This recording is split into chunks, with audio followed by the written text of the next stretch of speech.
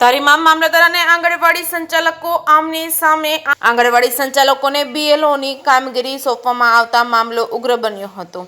આંગણવાડી સંચાલિકાઓની મીટિંગમાં અધિકારીઓ દ્વારા ખકડાવવામાં આવતા 3 સંચાલકોની તબિયત લથડીથી આંગણવાડી સંચાલિકાઓ કામનું ભરણ હોવાથી બીએલઓની કામગીરીનો अस्वीकार કર્યો હોવાનું રટન ધારી મામલતદાર પર સંચાલિકા દ્વારા ગંભીર આક્ષેપો બીએલઓની કામગીરી નહીં સ્વીકારતાનો વોરંટ ઇસ્યુ કરવામાં આવશેના આક્ષેપો 3 સંચાલિકાઓની તબિયત લથડતા ધારી સરકારી હોસ્પિટલમાં દાખલ કરવામાં આવી હતી। સમગ્ર ઘટના મામલે મામલતદાર મોન જે.કે. સિંહ ગુજરાતી સાથે સંજય વાળા ધારી। મારું નામ ડૉક્ટર વિલાન સાવલિયા છે। હું સીએચસી ધારીમાં ફરજ બજાવું છું।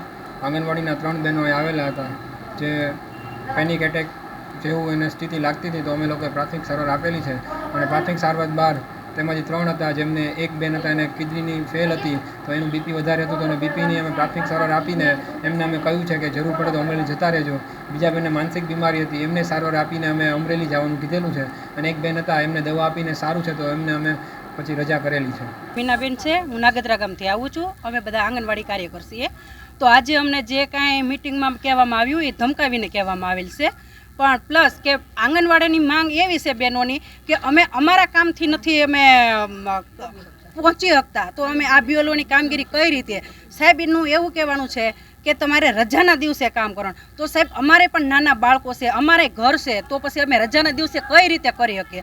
અમારે અમારા નાના બાળકોને તો સાચવવા ને સાહેબ, કામગીરી કરવા અમે કામગીરી કરવાની ના નથી પાડતા, પણ અમને 2 દિવસની મુદત આપો। જો બીજો કોઈ તાલુકો સ્વીકારશે તો અમે સ્વીકારશું આ કામગીરી, અને અમારું યુનિયન જો સ્વીકારશે તો અમે સ્વીકારશું સાહેબ।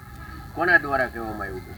સાહેબ દ્વારા, પ્રાંત સાહેબ દ્વારા, હા મામલતદાર સાહેબ દ્વારા કહેવામાં, હા કડક ભાષામાં બધાને ધમકાવવામાં આવેલ છે। એટલા માટે અમારે 3 બહેનો અત્યારે ગંભીર હાલતમાં છે।